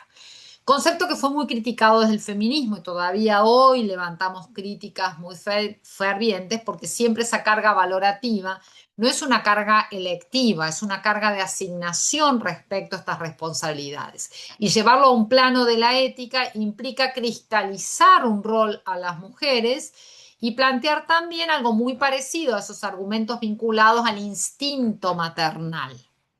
Bueno, tenemos bibliotecas enteras que prueban que no hay un instinto maternal. El primer punto, porque no nos movemos por instinto. Las mujeres no nos movemos por instinto, nos movemos por una racionalidad. Y en tal caso, esa idea va a tener en contra. Entonces ahí una mirada superadora, y la pregunta concreta es respecto a la labor de profesores y profesoras, la labor docente. Una mirada superadora de ese concepto de Gilligan, fundamentando en la crítica, es el concepto de Joan Tronto. una autora canadiense radicada en Estados Unidos, de quien aprendemos mucho permanentemente en los desarrollos de Joan, y donde ella plantea una idea superadora de esa ética, pero para ponerla ya no en las mujeres, sino en toda la sociedad. Habla de la responsabilidad de la sociedad. Por eso decía que la ética de Tronto va en línea con lo que es la conceptualización del cuidado como un derecho humano, porque es un derecho de todas las personas, primero es de las personas, independientemente si tienen un trabajo remunerado o una condición que los habilita en una situación vinculada al cuidado. Entonces, ahí es una mirada superadora. Entonces, pensando en el trabajo docente, a mí me gusta hablar más y hago mi propuesta personal. A mí me parece que es mucho más potente la conceptualización del cuidado como un derecho. Si se busca la idea de la ética, de acuerdo, pero que sea una ética societal, una ética de todas las personas en términos de la distribución de este cuidado. Y llevado al caso de la docencia universitaria, que creo que era la pregunta específica y concreta, me parece que ahí necesitamos claramente un involucramiento no solamente de todos los estamentos universitarios, sino de la incorporación de la agenda de cuidados como una agenda institucional, como una agenda transformadora, que tenía que ver con algunas de las preguntas que realizábamos. Me parece que en esta línea, otra de las preguntas, y disculpen que voy un poco desordenada, gracias Maje por haberme las hecho mucho más ordenada, pero yo soy desordenada, me parece que es a nivel local es uno de los grandes desafíos que estamos teniendo en América Latina. ¿Por qué uno de los grandes desafíos? Porque hasta ahora hemos tenido la experiencia de sistemas nacionales o de políticas nacionales de cuidado. Por ejemplo, Brasil no fue por un sistema nacional de cuidado, sino por una política nacional de cuidado. Y lo importante es bajar a los territorios, a esa construcción. Entonces, la lógica de los sistemas del cuidado, de los sistemas locales, nos está abriendo algún desafío importante. Colombia tiene con las manzanas del cuidado, pero básicamente sobre y que es muy interesante, pero es una forma también de organización de prestaciones importantes para redistribuir el tiempo y reducir el tiempo de cuidado de las mujeres, sería una de las R's. Pero también hay en Bolivia, en Argentina mismo, en Tierra del Fuego, están llevando adelante algunas instancias en el municipio de Río Grande respecto a instancias locales. Ahora una de las primeras preguntas de Alfonso respecto a la sociedad del cuidado, los sistemas capitalistas, si son mutuamente excluyentes, bueno, y claro, hago la diferencia de Cuba y qué bueno que haya tantos compañeros y compañeras de Cuba que nos están acompañando. Básicamente en América Latina la consolidación de los sistemas capitalistas son la forma, y ahí nos ha ayudado muchísimo toda la consideración de Nancy Fraser respecto a estos capitalismos caníbales, donde uno de los ejes de estos capitalismos que se están fagocitando a sí mismos, donde uno de los reductos centrales es el cuidado, los cuidados. Y donde ya no hay más recursos, ya no hay más fuerza, ya no hay más redes, ya no hay más nada porque se va fagocitando en esta lógica. ¿Son mutuamente excluyentes? No, yo creo que la funcionalidad del cuidado ha sido central también en relación a la consolidación de estas fronteras entre el cuidado. Y creo que aquí pasamos al segundo bloque. Maje, tú me dices. Sí, hay un segundo bloque de preguntas y vamos a cerrar con este. Hay preguntas muy interesantes. Quiero compartir también que estoy muy feliz porque hay muchas personas aquí aspirantes a doctorado, a maestrías. Hay muchas estudiantes también de la maestría en cuidados y género desde la perspectiva latinoamericana que están terminando justamente sus tesis y están además haciendo preguntas que van a colocar también algunos de sus resultados. Y eso me gusta. Algunas de las preguntas de este segundo bloque, bueno, la primera tiene que ver con cómo se incorpora el principio de la interdependencia en el cuidado de las personas mayores. Esa la hace Sharon Noemí. Cómo se valora la realización efectiva del derecho al cuidado la hace Eliseria Zavala de Santiago de Cuba. Eso yo creo que es una reflexión bastante amplia, pero bueno, ahí quizás pueda conectarse con otras reflexiones. Hay una pregunta de Paola Fernández, está terminando justamente su maestría y ha trabajado el tema de la justiciabilidad, y ella pregunta cómo podemos comenzar a construir unas estrategias de justiciabilidad del derecho al cuidado que trasciendan la idea punitiva, sancionadora y económica de justicia que tenemos en la región. Es una pregunta muy potente y yo creo que también desafía nuestras reflexiones de esta tarde. Alejandra Rueda, también de la maestría, pregunta si las mujeres tienen dificultades para delegar el cuidado, pero además no se perciben como sujetas del derecho al cuidado. ¿Cómo usted cree, profe, que se puede transformar esa internalización en contextos donde el cuidado sigue siendo invisibilizado? Hay una reflexión también de la cultura, de todo lo que empezamos hablando en esta conferencia. Heidi Rivas pregunta, ¿cómo hacemos compatible el principio de la autonomía de los derechos humanos con el principio de la relacionalidad propia de las éticas del cuidado? Creo que ahí conecta con esta reflexión anterior. Y una última pregunta de este segundo y último bloque nos dice si podría avanzarse en el desarrollo de la estabilidad reforzada para las personas cuidadoras, y quizás ahí cuál ha sido un poco la experiencia de esa R de representar las personas cuidadoras y de su importancia también como personas que requieren una mirada particular en estas apuestas. Y yo quisiera cerrar con una última pregunta y tiene que ver con una reflexión muy linda de los aprendizajes también que he tenido en este proceso y en esta oportunidad de estar cerca de la profe Laura. La profe Laura tuvo un papel importantísimo en la movilización del activismo feminista para ubicar, para posicionar, para defender esa apuesta de tener el cuidado como un derecho humano, y en toda la apuesta que significó en los procesos para llevarlo a la corte, para defenderlo y para obviamente tener esa victoria que fue la victoria de junio del 2025. Y entonces a mí me gustaría que si ella puede cerrar con una anécdota sencilla, algo que se le pueda ocurrir a ella, sobre un momento, una situación en el que tener fortalezas teóricas para una defensa fue decisiva. Me gustan siempre las anécdotas en el ejercicio de la docencia porque creo que también dan el valor ese personal de las experiencias vividas en estos procesos, y quizás, bueno, también ahí conectar con lo que significa estar bien preparadas teóricamente para también hacer apuestas tan importantes en el plano político y obviamente tener resultados de incidencia. Yo creo que todas estas reflexiones son muy importantes para todos los procesos y apuestas que tenemos a nivel regional, y bueno, para nosotros también en la apuesta de la construcción de un modelo universitario de cuidados, pues también son muy valiosas porque justamente en la propuesta que tenemos y que estamos trabajando con la doctora Erika como coordinadora de la experiencia en la UDG, pues tiene el cuidado como derecho como uno de sus ejes rectores, así que todo esto que estamos aprendiendo también es muy importante. Entonces ahí dejo a la profe Laura un momento de reflexión sobre todas estas preguntas que también son bastante ambiciosas y ahí después cedo la palabra a la doctora Erika para que haga el cierre de la actividad. Entonces, profe. Bueno, primero agradecerles muchísimo las preguntas, me encanta, armamos el diálogo, ya está, ya tenemos la agenda urgente con estas preguntas que son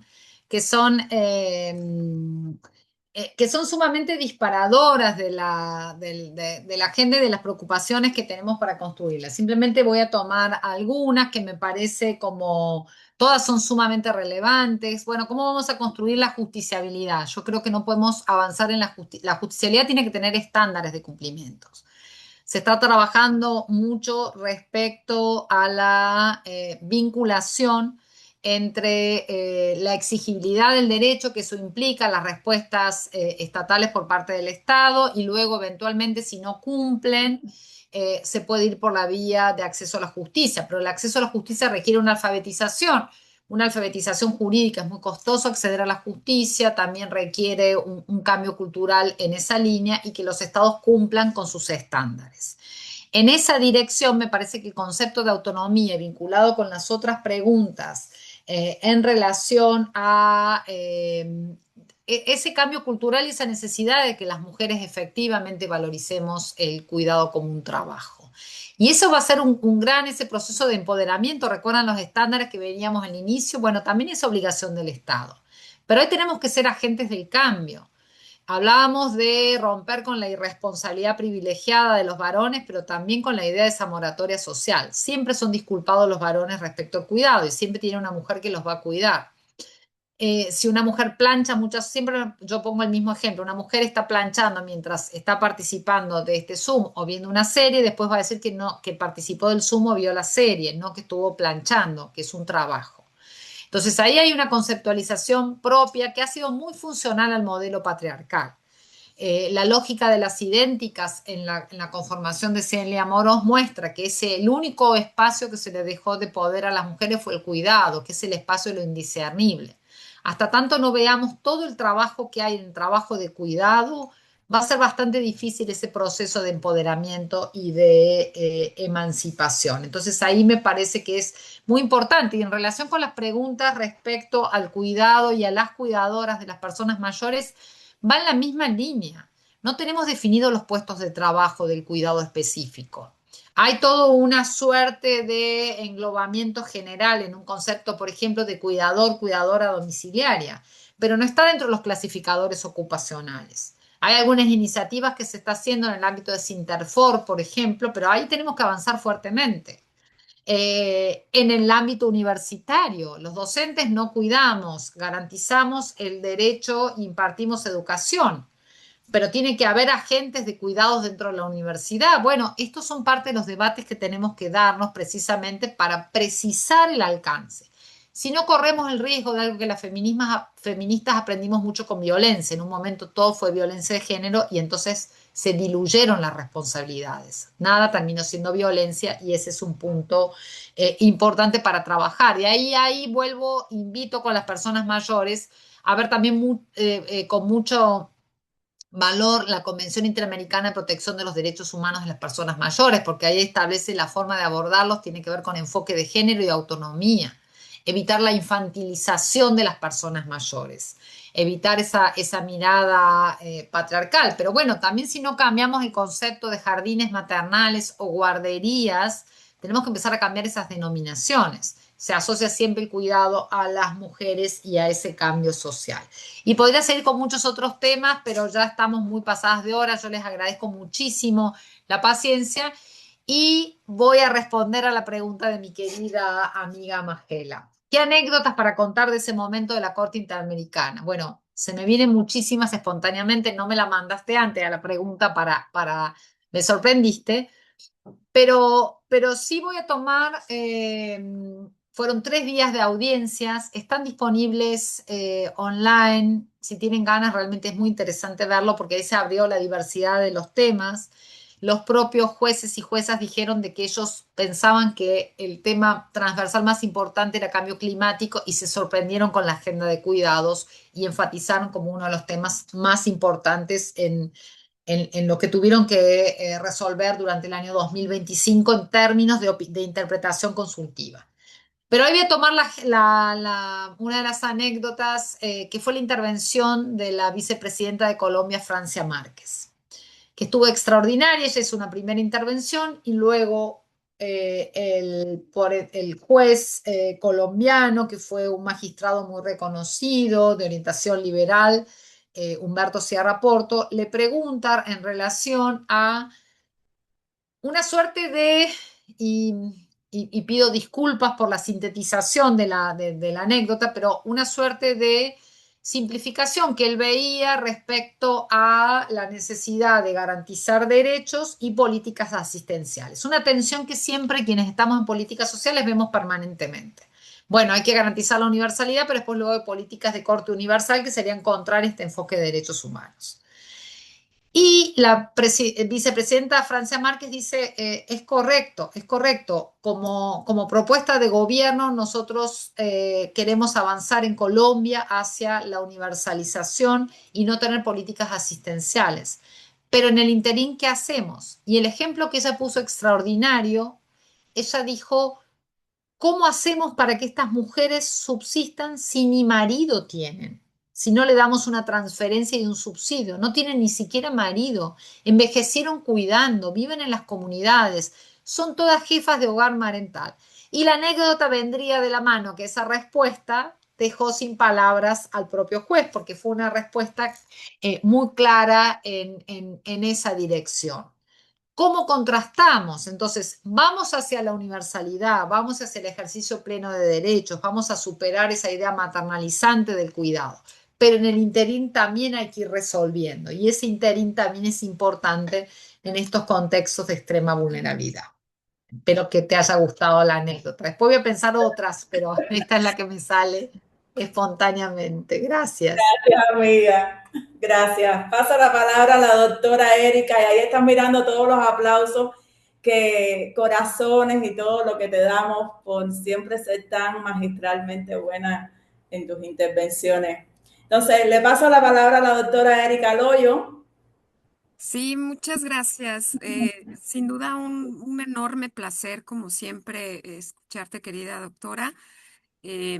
Fue de verdad un lujo el haber tenido el espacio contigo, estas casi 2 horas que nos has regalado.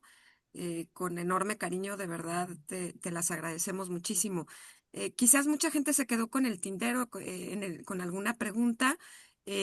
Si ustedes quisieran, porque ya estamos corriendo sobre el tiempo, enviarla por correo al correo de la Defensoría de los Derechos Universitarios de la Universidad de Guadalajara. Ahorita colocamos el correo por aquí y nosotros se las hacemos llegar a la doctora Pauta, sí, para que, pues, si alguien tiene una pregunta muy, muy puntual que se haya Deja quedado, caliento esto y para la que esto puede, hierva y ahorita lo puede hacer tú por ahí. solo y propio vas a Isabel, hacer tu Isabel, ¿nos ayudas con tu micrófono? Gracias. Bueno, pues nada, agradecerte, querida doctora, y creo que nos has dejado mucha tarea por delante. Sin duda, esta agenda es una de las agendas más importantes del siglo XXI. Desde la universidad te queríamos compartir en el momento de tu visita, pues cómo estamos construyendo este modelo. Nuestra apuesta es un modelo, no un sistema, sino un modelo universitario de cuidados.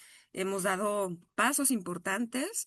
Tenemos ya una mesa de gobernanza que está presidida por la rectora general. También tenemos ya inventarios de servicios, de infraestructura, un hermoso diagnóstico que acaban de terminar de levantar sobre necesidades, sobre la organización social de los cuidados de nuestra comunidad.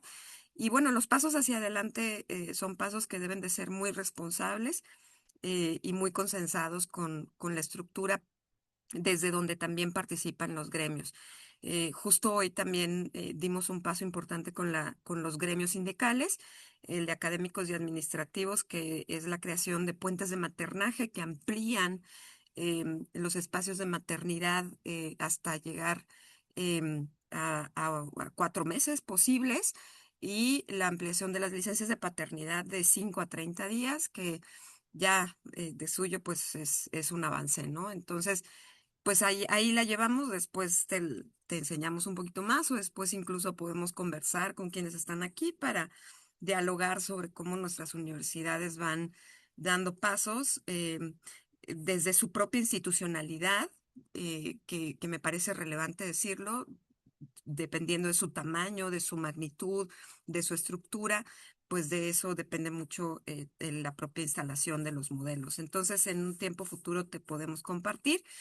Y pues a quienes nos acompañaron el día de hoy, agradecerles muchísimo. Tuvimos 100 personas conectadas, escuchándote con mucha atención.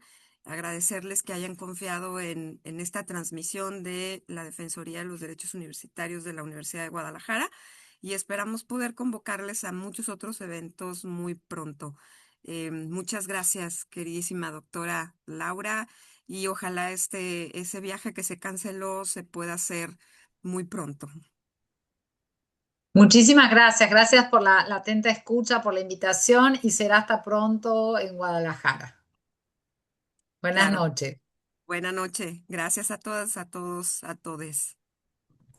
Gracias, muchas gracias. Excelente.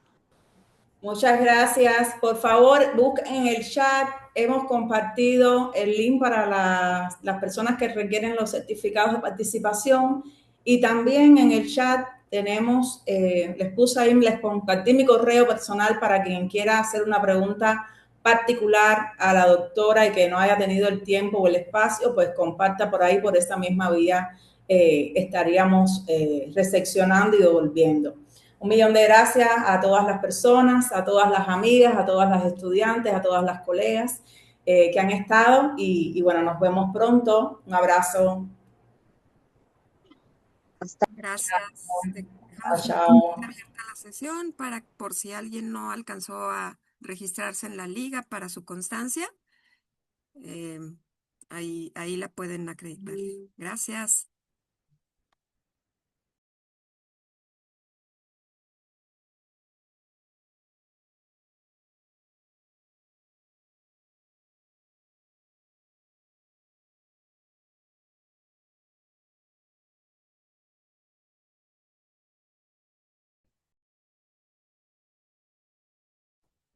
¿Consultas enviar a la presentación y la grabación?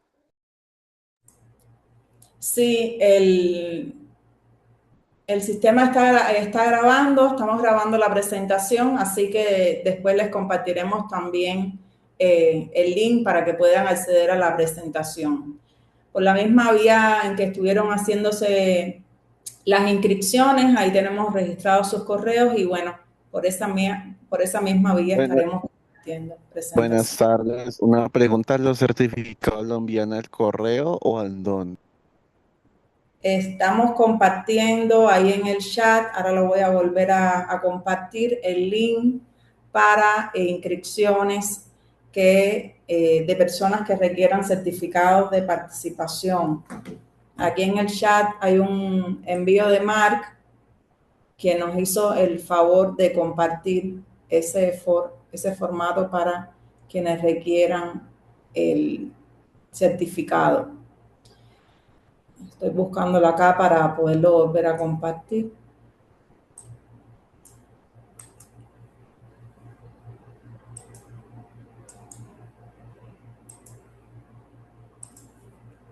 Aquí lo voy a compartir. Pueden insertar sus datos aquí en este link que le estamos compartiendo y ahí pues estaremos recepcionando las solicitudes de certificados.